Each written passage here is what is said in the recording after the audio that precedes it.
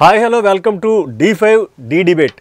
So మనకి ఒకప్పుడు దూరదర్శన్ అనేటటువంటి ఒకే ఒక ఛానల్ ఉండేది. దాంట్లో వారానికి ఒక సినిమా, మధ్యాహ్నం ప్రాంతీయ భాషా చలనచిత్రం ఇలా చూసేటటువంటి వాళ్ళకి సడన్గా కేబుల్ నెట్వర్క్ అనేటటువంటి ఒక విప్లవం అయితే స్టార్ట్ అయింది. దాంతో రోజుకి 2-3 సినిమాలు, తర్వాత 4 సినిమాలు, తర్వాత 24 గంటల శాటిలైట్ ఛానల్స్ వరకు ఈరోజు ఆ కేబుల్ నెట్వర్క్ అయితే అభివృద్ధి చెందింది. సో అలాంటి ఒక కేబుల్ నెట్వర్క్ ఈరోజు గడ్డు పరిస్థితిని ఎదుర్కొనుందా అంటే అవుననేటటువంటి సమాధానం వస్తుంది. అంతేకాకుండా అందరికీ తెలుసు 2015లో చంద్రబాబు నాయుడు గారు ప్రవేశపెట్టినటువంటి ఏపీ ఫైబర్ నెట్వర్క్ అంటే ట్రిపుల్ ప్లే సర్వీసెస్.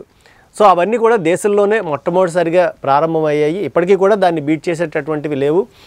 కానీ ఆల్ ఆఫ్ ఏ సడన్ అది ఎందుకో కనుమరుగైపోయే పరిస్థితికి అయితే వచ్చింది. సో అసలు ఎందుకు ఇవన్నీ జరుగుతున్నాయి, అసలు కేబుల్ వ్యవస్థ ఎందుకు గడ్డు పరిస్థితిని ఎదుర్కొనే పరిస్థితి వస్తుంది, అంతేకాకుండా ఈ ఏపీ ఫైబర్ నెట్వర్క్ అనేటటువంటిది నిజంగా ఉపయోగకరమైనటువంటి ప్రాజెక్టేనా, ఇందులో కూడా స్కాములు జరిగేటటువంటి వార్తలు మనం గతంలో విని ఉన్నాము.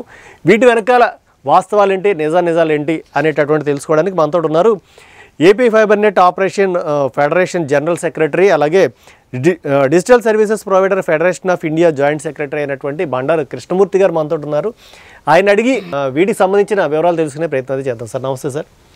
Sir welcome to D5 news అండి. Thank you. ప్రధానంగా మనకేంటంటే ఇప్పుడు ఏవైతే చాలా బడా కార్పొరేట్ సంస్థలు ఏవైతే ఉన్నాయో రీసెంట్గా చూసాం, వాటి యొక్క నెట్వర్క్ నుంచి BSNLకి మైగ్రేట్ అయ్యారు. సో అలాగే ఈ కేబుల్ నెట్వర్క్ సంబంధించినటువంటి కూడా ఏపీ ఫైబర్ అనేటటువంటిది ట్రిపుల్ ప్లే సర్వీసెస్ దేశంలో మొట్టమొదటిసారి ప్రారంభించారు 2015లో. సో ఇప్పుడు అంటే 2019 తర్వాత నుంచి ఇప్పటికీ అంటే దీని పరిస్థితి ఎలా ఉంది అనేటువంటి తెలుసుకోవడానికి ముందు అసలు ఇది ఎందుకు స్టార్ట్ చేశారు, దీని ద్వారా ప్రజలకి ఏం చేద్దాం అనుకున్నారు, దీనివల్ల గవర్నమెంట్కి ఏంటి లాభం, అసలు యాక్చువల్లీ ఇది స్టార్ట్ చేయడం వల్ల ఏపీ ఫైబర్ నెట్వర్క్ అనేటటువంటిది స్టార్ట్ చేయడం వల్ల?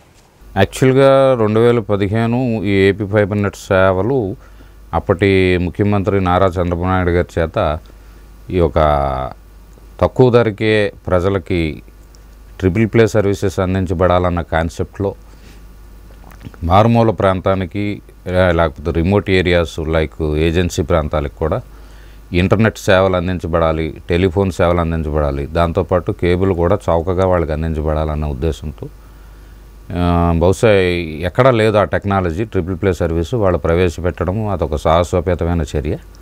సో దాంట్లో బోల్డన్న బాలారిష్టాలు వాళ్ళు అధిగమించుకుంటూ ఒక 2018 ఎండ్కి ఒక 10 లక్షల కనెక్టివిటీ దాకా తీసుకురాగలిగారు.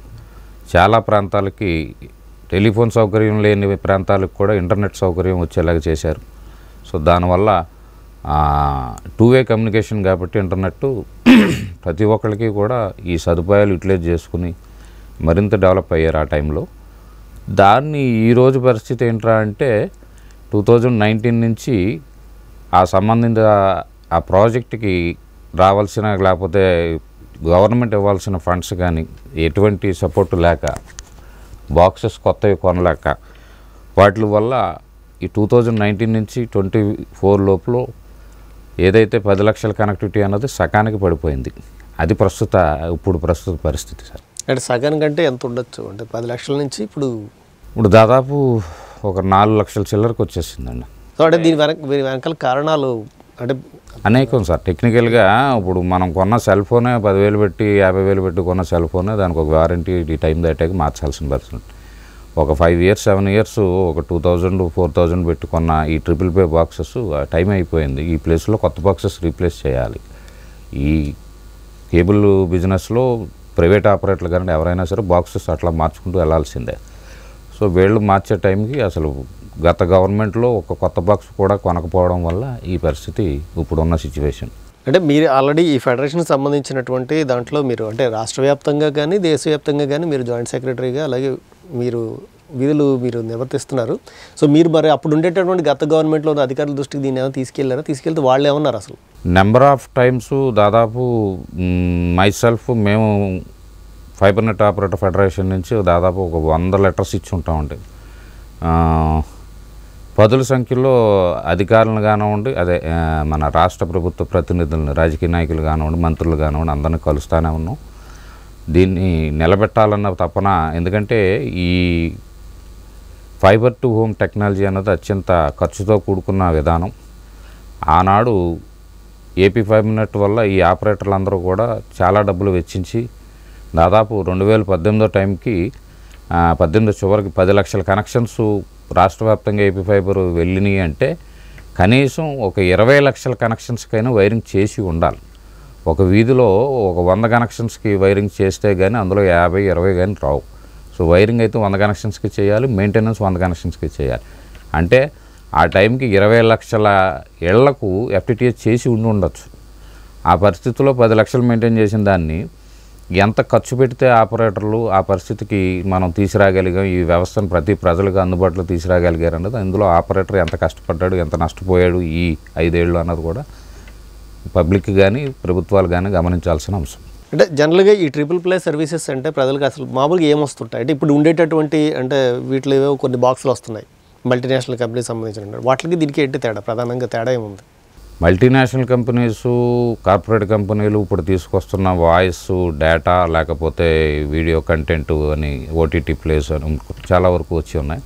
సో ఇవి అన్నిట్లకన్నా ముందు నుంచి కూడా ఒక విజనరీ కాన్సెప్ట్తో అప్పటి నుంచే ఒక ఆలోచన నాటి సీఎం, ఇప్పుడు ప్రజెంట్ నేటి సీఎం చంద్రబాబు నాయుడు గారి ఉద్దేశంలో పబ్లిక్కి టెలిమెడిసిన్ కానివ్వండి, లేకపోతే ఈ work from home, online classes, ఇప్పుడు మనం కోవిడ్ 2020 తర్వాత విన్నాం, కానీ 2015 నుంచి కూడా ఏపీ ఫైబర్ ముఖ్య ఉద్దేశం ఏంటంటే మారుమూల ఏజెన్సీ ప్రాంతాలకు కూడా అందని వైద్యం ఈ ఏపీ ఫైబర్ నెట్ సేవల ద్వారాగా డాక్టర్ దగ్గరికి టెలికన్సల్టెన్సీ జరిగేలాగా, వీడియో కాల్స్, వీడియో కాన్ఫరెన్స్లు జరిపేలాగా, అది అతి తక్కువకే ప్రజలకు అందేలాగా అన్నది ఈ కాన్సెప్ట్ రూపొందించబడింది అన్నది వాస్తవం.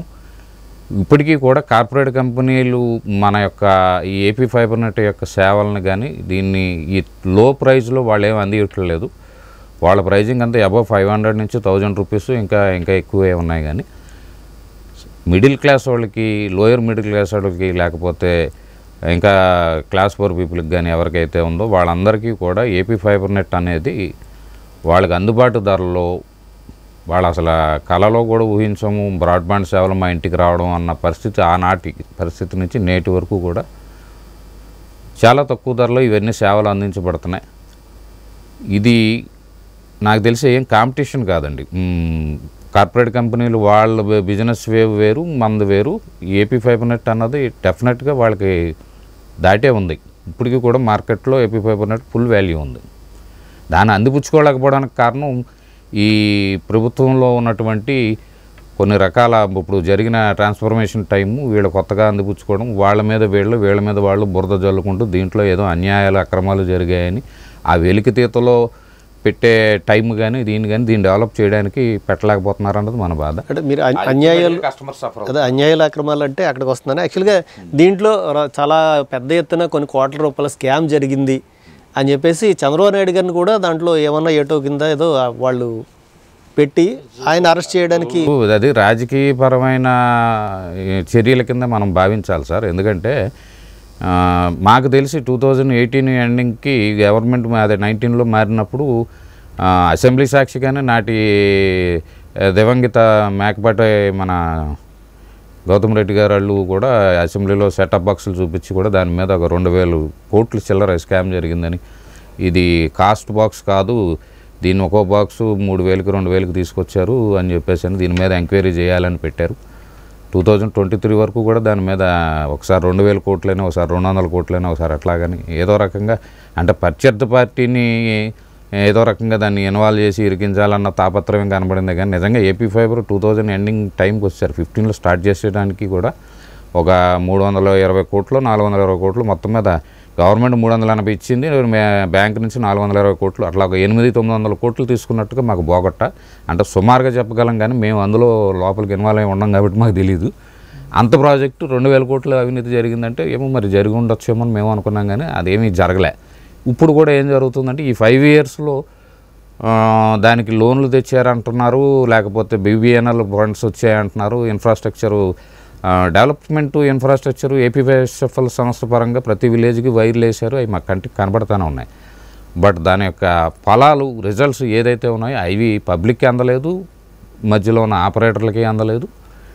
ఈ లోన్లు ఇవి అవి ఏమయ్యాయి అన్న దాని మీద వీళ్ళు ఇప్పుడు ఎంక్వైరీలు వేశారు. మరి వాళ్ళు ఎప్పుడు తెలుసుకుంటారో తెలియదు, కానీ అల్టిమేట్గా దీంట్లో మధ్యలో ఎంప్లాయీస్ కానివ్వండి, లేకపోతే అసలు ఈ వ్యవస్థను నమ్ముకుని ఇన్ని లక్షల రూపాయలు FTTH కోసం ఫైబర్లు ఇంటింటికి లే చేయడానికి ఆపరేటర్లు ఖర్చు పెట్టిన అమౌంట్స్ లాస్ అయిపోయి ఆపరేటర్లు ప్లస్ కన్జ్యూమర్స్ తక్కువ రేటుగా వస్తుంది కదా అని ఈ సర్వీసులు తీసుకుని ఈ ఎంక్వైరీ కమిషన్ పేరు మీద కాలయాపన జరుగుతున్నాం, లేకపోతే కింద ఉన్న స్టాఫ్ సరిగ్గా రెస్పాన్స్ లేక ఈ గత 2 నెలల నుంచి కూడా చాలా వరకు కనెక్షన్స్ డ్రాప్ అయిపోయిన పరిస్థితి ఉంది చాలా వరకు. మరి అది తొందరగా రెక్టిఫై అవ్వాలని గవర్నమెంట్ చుట్టూ మనం ఇప్పటికే 2-3 ఇన్ఛార్జ్ MDలు వచ్చారు, వాళ్ళకి చెప్పడం జరిగింది. మళ్ళీ మొన్ననే కొత్త MD గారు వచ్చారు, వారికి కూడా మళ్ళీ మనం తెలియజేయాలి. గవర్నమెంట్కి కూడా చాలా సందర్భాల్లో అప్పుడు ఇచ్చామంటే ఇప్పుడు ఇస్తున్నాం. ఇప్పుడు ఉన్న మాకు I&I మినిస్టర్ గారు BC జనార్దన్ రెడ్డి గారికి కూడా వినతులు ఇవ్వడం, మన ఆపరేటర్లు వివిధ సంఘాల వాళ్ళు వెళ్ళి కలవడం అన్నీ జరిగినాయి.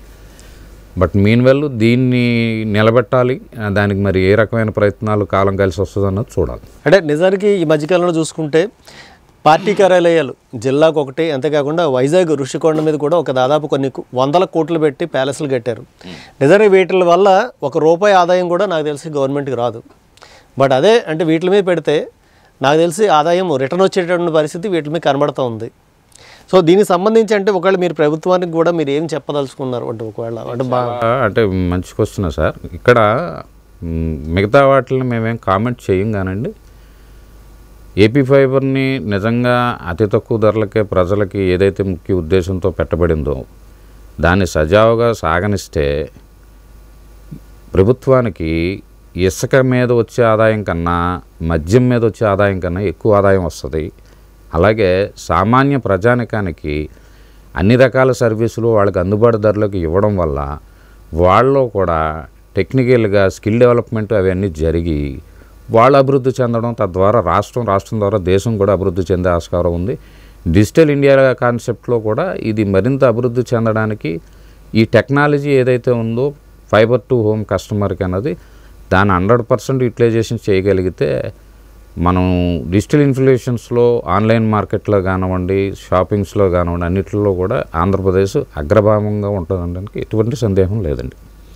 సో ఇక ఏపీ ఫైబర్ నుంచి మనం కేబుల్ నెట్వర్క్ వస్తే యాక్చువల్గా ఒకప్పుడు దూరదర్శన్ అనేటటువంటి దాన్ని వెనక్కి నెట్టి ఇప్పుడు రకరకాల శాటిలైట్ ఛానల్స్ అన్నీ ముందుకు వచ్చేయండి. కాకపోతే ఇప్పుడు ఈ కేబుల్ నెట్వర్క్ అనేటటువంటి దాన్ని పక్కన పెట్టి ఈ బ్రాడ్బ్యాండ్ దాని మీద ఆధారితంగా ఉన్నటువంటివి ఎక్కువ వస్తున్నాయా అనేటటువంటిది ఉండి ఇప్పుడు కేబుల్ నెట్వర్క్ వెనక్కి వెళ్ళే పరిస్థితి కనబడుతూ ఉంది అన్నట్టు కనబడుతుంది సిచ్యువేషన్. అదేంటి ఇప్పుడు ఉన్నటువంటి పరిస్థితి ఏంటంటే కండిషన్ ఏంటి? కేబుల్ నెట్వర్క్ ఇది ఉంటుందా, లేకపోతే ఇప్పుడు మీ ఏపీ ఫైబర్ కానీ లేకపోతే ఎయిర్టెల్ కానీ జియో కానీ లేకపోతే ఇలాంటివి వచ్చి ఆక్యుపై చేసేటటువంటి దాంట్లో ఆ వేవ్లో కేబుల్ నెట్వర్క్ అనేటటువంటిది వ్యానిష్ అయిపోయే పరిస్థితి ఉందా? ఖచ్చితంగా కేబుల్ వ్యవస్థ అన్నది రానున్న 3 తరాల పాటు కూడా ఉంటుందండి. ఇది 1980లో మనకి ఇండియాలో స్టార్ట్ అయిందన్నది మాకు వినికిడి. నేను మైసెల్ఫ్ 1989లో రాజమండ్రిలో మేము రోజుకు 2 సినిమాలతో మొదలుపెట్టిన సందర్భం ఉంది. ఆనాటి నుంచి నేటి వరకు టెక్నాలజీ పరమైన అనేక మార్పులు చెందాయి. శాటిలైట్ ఛానల్స్ వచ్చాయి, లేదా డిజిటలైజేషన్ జరిగింది, ట్రాయ్ అనే సంస్థ పుట్టుకొచ్చింది. డిజిటలైజేషన్ ప్రజలకు క్వాలిటీ సర్వీసెస్ లేకపోతే తక్కువ రేట్లకి అందించాలని చెప్పి మొదలుపెట్టారు. బ్రాడ్కాస్టర్స్, ఒక ప్రైజ్ కంట్రోలింగ్, ఇవన్నీ వ్యవస్థలన్నీ వచ్చాయి. దీని ద్వారా కూడా ఆల్టర్నేటివ్ సర్వీసెస్ కింద DTH కానివ్వండి, లేదా ఇప్పుడు OTT కానివ్వండి, ఇంటర్నెట్ కానివ్వండి, ఏదైనా సరే వైర్లెస్, వైఫై, లైఫై, లేకపోతే ఇతర భూమి నుంచి భూమి కింద నుంచి ఆకాశంలో నుంచి శాటిలైట్ ఇంటర్నెట్లు ఎన్ని వచ్చినా సరే అన్నిటికీ ది ఎండ్లో మాత్రం కేబుల్ అన్నది కనెక్టెడ్ అయ్యి ఉండాల్సిన పరిస్థితి 100% ఉంది. వితౌట్ కేబుల్ లేని ప్రపంచాన్ని ఊహించుకోలేం. ఎంతటి శాటిలైట్ ఇంటర్నెట్ సర్వీస్ ఉన్నా దాని ఎర్త్ స్టేషన్కి కూడా మళ్ళీ కేబుల్స్ ద్వారానే ఇంటర్నెట్ వస్తే ఆ ఎర్త్ స్టేషన్ నుంచి శాటిలైట్కి వెళ్ళి అక్కడ శాటిలైట్ నుంచి మనకు వచ్చే పరిస్థితి. కాబట్టి ఈ కేబుల్ అన్నది ప్రతి ఒక్క సందర్భంలోనూ ఈ కమ్యూనికేషన్ రంగంలో అంతర్భాగమే, దీన్ని ఎవరో తీసివేయలేరు. అలాగే రానున్న తరంలో టెక్నాలజీ పరమైన మార్పులను అందరినీ అనువయింపు చేసుకుంటూ మా కేబుల్ టీవీ వ్యవస్థలో ఉన్నటువంటి ఆపరేటర్లు, టెక్నీషియన్స్ అందరూ కూడా ఆ గతంలో కోయాక్సిల్ కేబుల్ వేసాం, ఇప్పుడు ఫైబర్ వేస్తున్నారు. చాలామంది ఫైబర్కి మారుస్తున్నారు. ప్రతి ఇంటికి ఫైబర్ వేసుకుంటూ నెట్వర్క్లను అందరినీ అప్గ్రేడ్ చేసుకుంటున్నారు. భవిష్యత్తులో OTT సర్వీసులు కానివ్వండి, ఇంకా రాకపోయే ఇంకే ఇతరత్ర సర్వీసులు 5G కాకుండా 6G లేకపోతే 7G 8G ఎటువంటివి వచ్చినా సరే ఈ అన్నిటిని అడాప్ట్ చేసుకుంటూ పబ్లిక్ ఇచ్చే పరిస్థితుల్లో కేబుల్ ఆపరేటర్ ఉన్నాడు. కేబుల్ ఆపరేటర్ వ్యవస్థ కూడా ఉంటుంది. ఎందుకంటే కామన్గా పీపుల్కి తక్కువ ధరలో అందించాలి, అందుబాటులో పర్సన్ సర్వీస్లో ఉండాలి అనుకుంటే లోకల్ కేబుల్ ఆపరేటర్కి అది చెల్లుతుంది తప్ప కార్పొరేట్ కంపెనీలు ఎంత సిస్టమేటిక్గా చేసినా ఏం చేసినా ఎంప్లాయ్మెంట్ ద్వారాగా ఇచ్చే సర్వీసులు, ఐవీఆర్ఎస్ల ద్వారా ఇచ్చే సర్వీసులు ఏ రకంగా ఉంటాయి, మనకి కూతవేట దూరంలోనే మనకు అందుబాటులో మన కళ్ళ ఎదురుగుండా ఉండే కేబుల్ ఆపరేటర్ సర్వీసెస్ ఏ రకంగా ఉంటాయన్నది, వీటిలో ట్రస్ట్ వర్త్ పీపుల్స్ ఎవరన్నది కూడా సామాన్య ప్రజానికానికి తెలుసు. దాన్ని బట్టి కేబుల్ ఆపరేటర్ వ్యవస్థను ప్రజలు ఎప్పుడూ ఆదరిస్తున్నారు. కానీ ఇప్పుడు ఏంటంటే టెక్నాలజీలో మార్పులు, హై స్పీడ్ అందుకోవడానికి కొత్తదనాన్ని లేదా కొత్త టెక్నాలజీని ఒకసారి ఆస్వాదించడానికి అలాగే ఆ కార్పొరేట్ కంపెనీల వైపు వెళ్ళడం, దాన్ని రుచి చూసిన తర్వాత మళ్ళీ తిరిగి యథాస్థితికి కేబుల్ ఆపరేటర్ల దగ్గర తిరిగి రావడం అన్నది సర్వసాధారణ విషయం. మేము ప్రతి ఏడాది అవి చూస్తూనే ఉన్నాం. సో కేబుల్ వ్యవస్థ అన్నది తెరమేరగయ్యే పరిస్థితి లేదు, కానీ గడ్డు పరిస్థితి అయితే ఉంది. గడ్డు పరిస్థితి ఎలా ఉంది అంటే, ఇప్పుడు ఇందాక మీరే చెప్పారు, ఇన్ని రకాల శాటిలైట్ ఛానల్స్ ఉన్నాయి. ఒకప్పుడు 2 సినిమాలు ఉన్న పరిస్థితి నుంచి ప్రతి ఇంటికి వినోదాన్ని పంచడం, ఒక సిస్టమేటిక్గా వెళ్ళడం చూసిన తర్వాత మేము స్టార్ట్ చేసింది అన్ఆర్గనైజ్డ్ సెక్టారే. అసంఘటిత రంగం నుంచి కేబుల్ వ్యవస్థ పుట్టుకొచ్చింది. ఈ రోజుకి కూడా అసంఘటిత రంగం కిందే ఉన్నాం. కానీ మా పైన కొత్త పాత్రలు ఏదైతే వచ్చాయో, ఎంఎస్ఓ కానివ్వండి, బ్రాడ్కాస్టర్ కానివ్వండి, ఇంకోళ్ళు పాత్రలన్నీ, ఇవన్నీ ఆర్గనైజ్డ్ సెక్టార్ లాగా ఒక సిస్టంలో ప్లే అవుతూ వాళ్ళందరికీ ఇప్పుడు దీని మీద చేసుకుని నెంబర్ ఆఫ్ ఛానల్స్ వచ్చాయి. ఆ ఛానల్స్లో కంటెంట్ ప్లే చేయడం కోసం సినిమాలు, సీరియల్స్, రకరకాల డాక్యుమెంటరీస్, పిల్లల ప్రోగ్రాంలు, పెద్దల ప్రోగ్రాంలు, లైవ్ టెలికాస్ట్లు, ఇవన్నీ లక్షలాది మందికి ఉపాధి కల్పిస్తున్న కేబుల్ ఆపరేటర్ మూలస్తంభం అండి. ఈ కేబుల్ ఆపరేటరే మూలస్తంభం. ఈ కేబుల్ ఆపరేటరు ఇంటింటికి వైరేసి ఇలాగ ప్రసారాలు పంపించే కార్యక్రమం మొదలు పెట్టకపోతే 1980 లైన్లో ఈరోజు పరిస్థితి ఇంకో రకంగా ఉందనేమో. మనం కమ్యూనికేషన్ అక్కడి నుంచి స్టార్ట్ చేసుకుంటూ వస్తూ ఉంటే నెమ్మదిగా డెవలప్ అవుతూ ఆపరేటర్ కూడా అన్ని సర్వీసులని ఫస్ట్ ఒక సినిమా వేసేవాడు, 1 ఛానల్ ఇచ్చేవాడు, 3 ఛానల్ ఇచ్చేవాడు, 6 ఛానల్ ఇచ్చేవాడు, 11 ఛానల్, 16 ఛానల్, 32 ఛానల్, ఇప్పుడు 300 ఛానల్స్, 500 ఛానల్స్ వరకు వచ్చాడు. సో ఎన్ని రకాల డెవలప్మెంట్స్ జరుగుతున్నా సరే వాటిని అడాప్ట్ చేసుకుంటూ వాటిని ఇస్తానే ఉన్నాడు. కానీ ఆపరేటరు నేను ఇంతే అని అక్కడితో అయిపోలే. శక్తికి మించి అయినా సరే అప్పులు చేశాడు, లేకపోతే వేరు 4-5 సంస్థలు కలిసి చేస్తూ ఉన్నారు. ఈ రోజుకి ఆర్ఎంఎస్ఓ వ్యవస్థ లేదా ఎంఎస్ఓ వ్యవస్థ, కేబుల్ ఆపరేటర్ వ్యవస్థ అంత ప్రాఫిటబుల్ ఆర్గనైజేషన్లో లేదు. కానీ ఒక డ్రగ్ అడిక్ట్ లాగా మేము ఈ ఫీల్డ్లో ఎందుకు ఉండిపోయామరా అంటే మాకు ఇదే అలవాటు. ఈ రకమైన మాకు సెలవులు ఉండవు, లేకపోతే పండగలు ఉండవు, ఏమీ ఉండవు. మీరు గమనిస్తే అత్యవసర సేవల విభాగంలో మేము ఉంటాం. కోవిడ్లో కూడా సెంట్రల్ గవర్నమెంట్ గుర్తించింది కేబుల్ టీవీ అత్యవసర సేవల్లో ఒకటని చెప్పి మీరు బయట తిరగడానికి మేము పర్మిషన్ ఇచ్చామని. కానీ అదే కేంద్ర ప్రభుత్వాన్ని, రాష్ట్ర ప్రభుత్వాన్ని మేము అనేక మెయిల్స్ ద్వారా అభ్యర్థించాం. ఈ సర్వీసులు అందించే టైంలో దాదాపు ఏపీలో మాకు తెలిసి 50 మంది చనిపోయారు. ప్రజలను ఇళ్లల్లో కూర్చోబెట్టి క్షేమంగా ప్రపంచంలో కానీ గవర్నమెంట్లో కానీ ఈ కోవిడ్ తగు జాగ్రత్తలు ఎలా తీసుకోవాలి, ఎలాగ అవేర్నెస్ ఉండాలని అన్నీ కూడా ఈ ప్రసారాల ద్వారా వాళ్ళకి తెలియజేసేలాగా, ఆ ప్రసారాలు అంతరాయం లేకుండా నిరంతర సేవలు అందించడానికి కేబుల్ ఆపరేటర్ ఆ కోవిడ్ లాక్డౌన్ టైంలో బయటకు వచ్చి చనిపోయిన వాళ్ళు 50 మంది పైనే ఉన్నారు.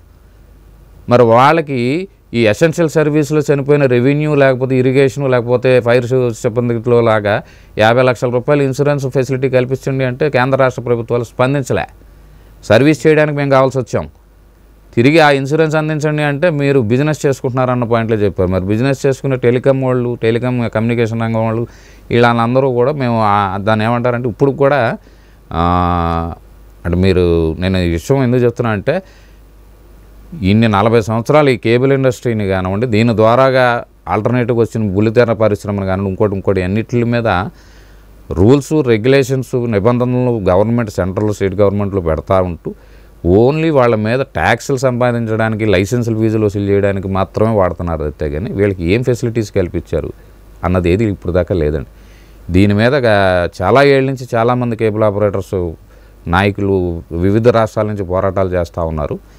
దాన్ని కొద్దిగా కంటిన్యూటీలో లాస్ట్ 2023 అక్టోబర్లోను, నవంబర్లోను, మొన్న జూన్ 27వ తారీఖున కూడా ఢిల్లీలో ఎంఐబీలో మీటింగుల్లో కూడా డిఎస్పీఎఫ్ తరపు నుంచి యాజ్ ఎ జాయింట్ సెక్రటరీ నేను కూడా పార్టిసిపేట్ చేశాం.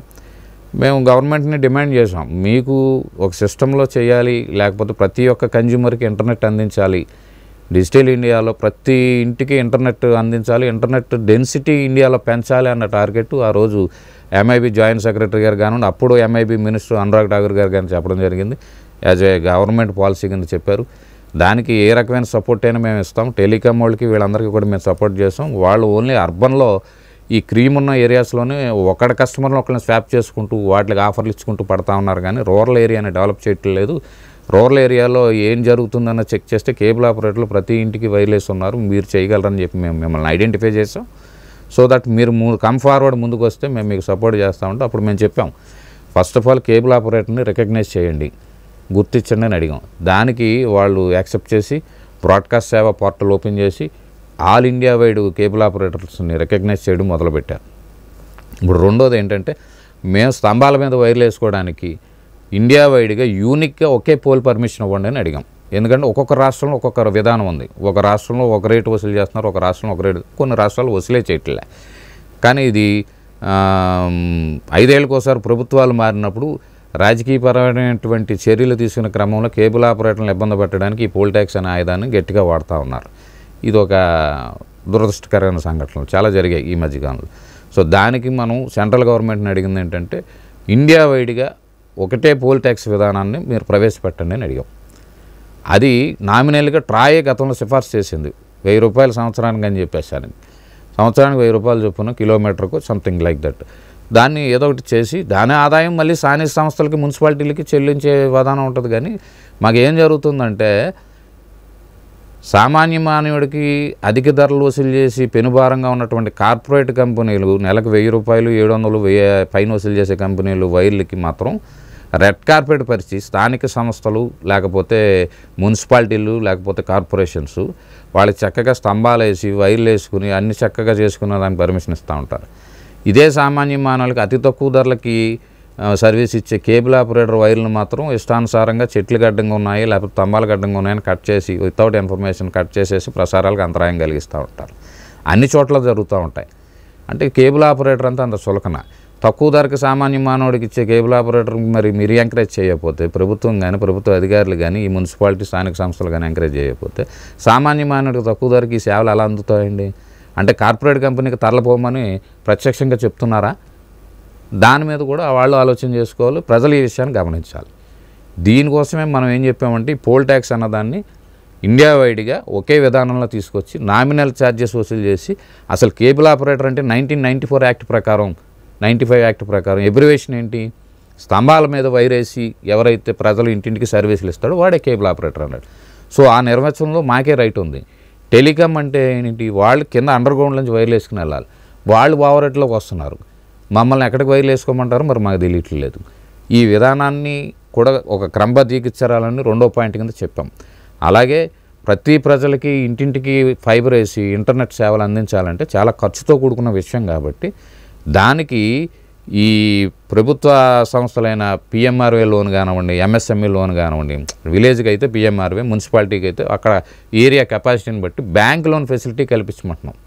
ఎందుకంటే పూలంతా ఇన్వెస్ట్మెంట్ పెట్టాలి ఎఫ్టీటీఎస్ చేయాలని ఒక ఆపరేటర్. సో దాదొక సపోర్ట్ అడిగాం.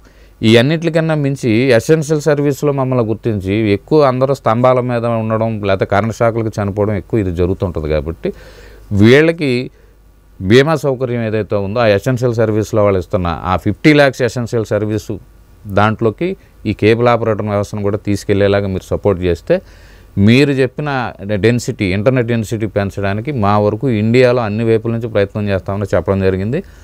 దానికి అనుగుణంగానే కేంద్ర ప్రభుత్వం ఇప్పుడు బ్రాడ్కాస్టింగ్ సేవా బిల్లో కొన్ని పాయింట్లు పెడతామని అంటున్నారు. సో దీనంతా సిస్టమ్ అంతా రెగ్యులేట్ చేస్తాం, ఓటీటీని కూడా రెగ్యులేట్ చేస్తాం. ఇంకా ఇతరత్ర మాకెందుకంటే మాకేమో ఒక ఛానల్ క్రికెట్ మ్యాచ్ని 28 రూపాయలు స్టార్ స్పోర్ట్స్ మా దగ్గర వసూలు చేస్తుంటారు. అదే మ్యాచ్ని ఓటీటీలో జీ సినిమాలోనో లేకపోతే ఇంకో దాంట్లోనూ ఫ్రీగా ఇచ్చేస్తుంటారు. సో ఇక్కడ మా దగ్గర డబ్బులు వసూలు చేస్తే కస్టమర్ మా దగ్గర ఎందుకుంటారు? మేము వెళ్ళి ఆ 28 రూపాయలు కస్టమర్ మీద వెయ్యాలి. ఈ అన్హెల్దీ కాంపిటీషను మాకు పెట్టి వాళ్ళేమో ఒక పక్కన ఫ్రీగా ఇస్తూ, ఆ ఫ్రీగా ఎందుకు ఇస్తున్నారంటే వాళ్ళు ఏదో యాడ్లు వస్తున్నాయని ఇక్కడే యాడ్లు వేస్తూ ఉంటారు, కానీ ఇక్కడ మా దగ్గర డబ్బులు వసూలు చేస్తూ ఉంటారు. వీటిని ఒక క్రమబద్ధీకరించాలి. సేమ్ లెవెల్ ఫీల్డ్ ప్లేయింగ్ గ్రౌండ్లో డిటిహెచ్ వాళ్ళకి ఒక రకంగా, కేబుల్ ఆపరేటర్కి ఒక రకంగా, ఓటీటీ ప్లేయర్స్కి ఇంకో రకంగా, లేకపోతే వేరే ఇతర ఆన్లైన్ సర్వీసెస్లో ఒక శాటిలైట్ ఛానల్ ఒక బ్రాడ్కాస్ట్ రకరకాలుగా కంటెంట్లను ఇస్తూ 4 రకాలుగాను ఉండకుండా మొత్తం అంతా ఒకటే సిస్టంలో తీసుకొచ్చి ఇప్పుడు నాకు 10 రూపాయలకి ఇస్తే మీకు 10 రూపాయలకు ఇవ్వాలి అట్లాగా. అప్పుడు మీరు పబ్లిక్ ఏ రేట్కి ఇస్తారు, నేనే పబ్లిక్ ఏ రేట్ ఇస్తాను అన్నది ఉంటుంది. ప్రైజ్ కాంపిటీషను మాకు అంతర్గత కలహాలు సృష్టించి ఈ కేబుల్ ఆపరేటర్ వ్యవస్థను మనుగడలో లేకుండా చేసి వీళ్ళందరినీ ఎంప్లాయీస్ కింద తయారు చేసి కార్పొరేట్ కంపెనీలు పైకి వచ్చి వాళ్ళు దాన్ని అడాప్ట్ చేసుకోవాలని చూస్తున్నారు. కానీ పబ్లిక్ ఆల్మోస్ట్ ఆల్ అవేర్నెస్ ఉంది, ఏ కొత్తదనం వచ్చినా అడాప్ట్ చేస్తారు. కానీ దాంట్లో సర్వీస్తో పాటు దాని విలువ ఎంత అన్నది కూడా చూస్తారు. కాబట్టి ఆల్మోస్ట్ ఆల్ ఎంత తక్కువలో లభిస్తేనే అంత ఫాస్ట్గా ఆ యొక్క ప్రోడక్ట్ని వాళ్ళు ఓన్ చేసుకుంటారు. కాబట్టి ఈ యొక్క ఏపీ ఫైబర్ కానివ్వండి, లేకపోతే కేబుల్ వ్యవస్థ కానివ్వండి, పబ్లిక్కి ఎప్పుడు కూడా అందుబాటులో ఉంటుంది. పబ్లిక్కి ఎటువంటి ప్రాబ్లం లేకుండా చేయడంలో ప్రభుత్వం సహకరించాలి. ఈ పోల్స్ మీద వైర్లు వేసే దగ్గర ఇబ్బంది పెట్టకుండాను, లేదా ట్యాక్స్ల దగ్గర ఇబ్బంది పెట్టకుండాను, లేదా ఆ బాక్సెస్ ఏపీ ఫైబర్ సప్లై చేయడంలో కానీ, ఆ సిగ్నల్స్ ఎక్కడ ఆగకుండా వాళ్ళు అందించడంలో కానీ ఇలాంటివి సపోర్ట్ చేస్తే కేబుల్ ఆపరేటర్లు వాళ్ళ వ్యవస్థ ద్వారాగా మరింత మంది ప్రజలకి ఎక్కువైన సర్వీసులు అందించగలరు. అంటే ఇప్పుడు యాక్చువల్గా మీరు ఈ యొక్క ఏదైతే ఉందో బ్రాడ్బ్యాండ్కి సంబంధించినటువంటిది ఆ యొక్క డెన్సిటీ ఇంటర్నెట్ క్వాలిటీ పెంచే విధానం గురించి కూడా మీరు మాట్లాడారు. సో దానికి సంబంధించి నేను ఈ మధ్య విన్నది ఏంటంటే బిఎస్ఎన్ఎల్ స్టార్ లింక్ వాళ్ళతోటి అంటే ఆల్రెడీ ఎవరు అంబానీలు అదానీలు దీంట్లో ఆల్రెడీ వచ్చున్నారు. సో ప్రపంచ కుంభరుడు అయినటువంటి ఎలాన్ మస్క్ కూడా ఇప్పుడు ప్రజెంట్ భారతీయ మార్కెట్లోకి ఎంటర్ అవుతున్నాడు. సో ఈ ప్రభావం ఎలా ఉండొచ్చు ఒకవేళ ఉంటే కనుక మార్కెట్ మీద? డెఫినెట్గా ఇంటర్నెట్ డెన్సిటీ ఎంత పెరిగితే ఇంకా కావాల్సిన సందర్భం ఉంది. మనం చిన్నగా మాట్లాడుకుంటే ఈరోజు కూడా నెట్వర్కింగ్ సర్వీసెస్లో అనుకున్నంత మెన్ అవైలబిలిటీ లేదు. మనకు టెక్నాలజీస్ పైనుంచి ఫండ్స్ వచ్చేసి పెద్ద పెద్ద కంపెనీలు పెట్టేసినా దాన్ని కింద పబ్లిక్ దాకా పంపించాలంటే దాని మీద ట్రైన్డ్ పీపుల్స్ లేరు. సో ఆ వ్యవస్థను డెవలప్ చేసుకోవాలి. స్కిల్ డెవలప్మెంట్లో భాగంగా నేను మొన్న ఈ మధ్యన కూడా బిఎస్ఎన్ఎల్ సర్టిఫైడ్ కోర్సెస్ అని ఒక 1000 మందికి కూడా మేము విజయవాడలో ఇప్పించాం. ఈ ల్యాన్ కేబుల్స్ ఎట్లా వేయాలి, నెట్వర్కింగ్ ఎలా చేయాలి, ఒక ఇంట్లో ఐపీ ఎట్లా పెట్టాలి, వాళ్ళకి అసలు ఈ సీసీ కెమెరాలు ఎలా అసైన్ చేయాలి, ఇవన్నీ నేర్చుకోవడానికి వాటిని ప్రోత్సహించే పరిస్థితి రాష్ట్ర కేంద్ర ప్రభుత్వాలు ముందుకు రావాలి. అవి వస్తేనే ఇవి కొద్దిగా ముందుకు వెళ్తాయి. మీరన్న ఇంటర్నెట్ డెన్సిటీ ఇట్లు వచ్చినా సరే పోటీతత్వంలో ఏం ప్రాబ్లం లేదండి. ఎందుకంటే ఇంకా చేయాల్సింది ఇండియాలో నాకు తెలిసి మీరు సీసీ కెమెరాల మార్కెటే చూసుకోండి, 5 to 10% కూడా లేదు. సో 90% ఇంకా చేయాల్సింది ఉంది. మా కంపారిటివ్లీ అదర్ మన లైక్ చైనా కానివ్వండి, ఇంకో రకంగా చూసుకోనివ్వండి, అడుగడికి అక్కడ కెమెరాలు ఉంటాయి. ఒక బెడ్రూమ్ బాత్రూంలో తప్ప అన్ని చోట్ల కెమెరాలు ఉంటాయి. సో ఆ పరిస్థితి అయిన వాతావరణానికి కానీ అట్లీస్ట్ మనకు మెయిన్ సర్కిల్స్లో కూడా పేరుకి కెమెరాలు ఉన్న పనిచేయని వాతావరణం వ్యవస్థ ఉంది. ఎందుకంటే ల్యాక్ ఆఫ్ స్కిల్డ్ పర్సన్స్ లేరు. ఇప్పుడు ఏదో స్కిల్స్ పల్స్ సర్వే చేస్తామని చెప్పేసి ఇప్పుడు ప్రెజెంట్ గవర్నమెంట్ చెప్తుంది. కాబట్టి అసలు ఏ రంగానికి ఎంత మెన్ పవర్ నీడ్ ఉందన్నది కూడా చూసుకుని, అంటే ఎవరిలో ఏం స్కిల్ ఉందన్నది ఆ పల్స్ సర్వేలో తీస్తారేమో తెలియదు కానీ నాకు క్లియర్గా. కానీ అసలు నీడే ఉంది రాష్ట్రంలో, ఇంకా ఏ వ్యవస్థలో ఎక్కువ మంది మెన్ పవర్ నీడ్ ఉందో కూడా తెలుసుకుని ఆ రకమైనటువంటి నీడ్కి వీళ్ళందరినీ ట్రైనప్ చేసేయడానికి ఇంట్రెస్టెడ్ పర్సన్స్ ఎవరైతే ఉన్నారో జిల్లాల వారీగా లేకపోతే నియోజకవర్గాల వారీగా తీసి వాళ్ళందరూ ట్రైనప్ ఇస్తే ఇప్పుడు ఏదైతే కమ్యూనికేషన్ రంగం మరింత అభివృద్ధి చెందుద్ది. అందులో అసలు ఎటువంటి డోకా లేదు. అంటే ఇది ఏ రకంగా స్టార్ లింక్ అనేటటువంటిది రావడం వల్ల ఎలాంటి యొక్క పరిణామాలు ఉండొచ్చు మేబీ? అంటే వీటి మీద దేశీయ కంపెనీలు ఇప్పటివరకు మనం కేబుల్ మాట్లాడుకున్నాము, అలాగే అండర్ గ్రౌండ్ నుంచి వస్తుంది. సో బ్రాడ్బ్యాండ్ అంటే ఫైబరు, కోయాక్సెల్, అంటే వీళ్ళు ఏంటంటే ఓన్లీ శాటిలైట్ నుంచే వస్తుంది ఇంటర్నెట్. ఇప్పుడు ఒక సర్వీస్ ఉంది సార్, దానికి ఆల్టర్నేటివ్గా ఇప్పుడు మేము కేబుల్ ద్వారా వేసేవాళ్ళం. మీకు ఇంత ఫస్ట్లో చెప్పా, ఏజెన్సీ ప్రాంతాలకి టెలిఫోన్ సౌకర్యం కూడా ఉండేది కాదు. అంటే అక్కడ సాధ్యం కాదు. ఆ కొండల మీద వాటి మీద స్తంభాలు వేసి వాటిని మెయింటైన్ చేయడం, నడపడం అత్యంత ఖర్చు ప్లస్ మెయింటెనెన్స్ కూడా కష్టంతో కూడుకుంది. అట్లాంటి పరిస్థితుల్లో వాళ్ళకి డిటిహెచ్ సర్వీసులు వచ్చేవి. డిటిహెచ్లో 1 వే 2 వే రాలేదు. ఇప్పుడు మీరు శాటిలైట్ ఇంటర్నెట్ అంటున్నారు కాబట్టి వాళ్ళకి ఇప్పుడు ఎక్కడైతే రిమోట్ ఏరియాలో అసలు స్తంభాల ద్వారా వైర్లు లేని ప్లేస్లకి ఇది ఆల్టర్నేటివ్ సర్వీసెస్ల కింద ఉంటుంది. కానీ సిటీస్లో ఇప్పుడు అందుబాటులో ఈ ఇన్ఫ్రాస్ట్రక్చర్ అంతా ఉండి వీళ్ళ శాటిలైట్ ద్వారా కూడా తీసుకోవచ్చు. అంటే అది ఎక్కడ వస్తుందంటే అన్ఇంటరప్టెడ్గా సర్వీస్ అందించుకోవడానికి ఎప్పుడైనా ప్రకృతి వైపరీత్యాలు సంభవించి సునామీలు, తుఫాన్లు లాంటివి వచ్చి స్తంభాలు గింబాలు పడిపోయినప్పుడు అప్పుడు అలాంటి సర్వీసెస్ బ్రేక్ లేకుండా ప్రజలకు ప్రసారాలు కానీ లేకపోతే కమ్యూనికేషన్ వ్యవస్థని బ్రేక్ లేకుండా ఇవ్వడానికి ఉపయోగపడే పరిస్థితి ఉంటుంది.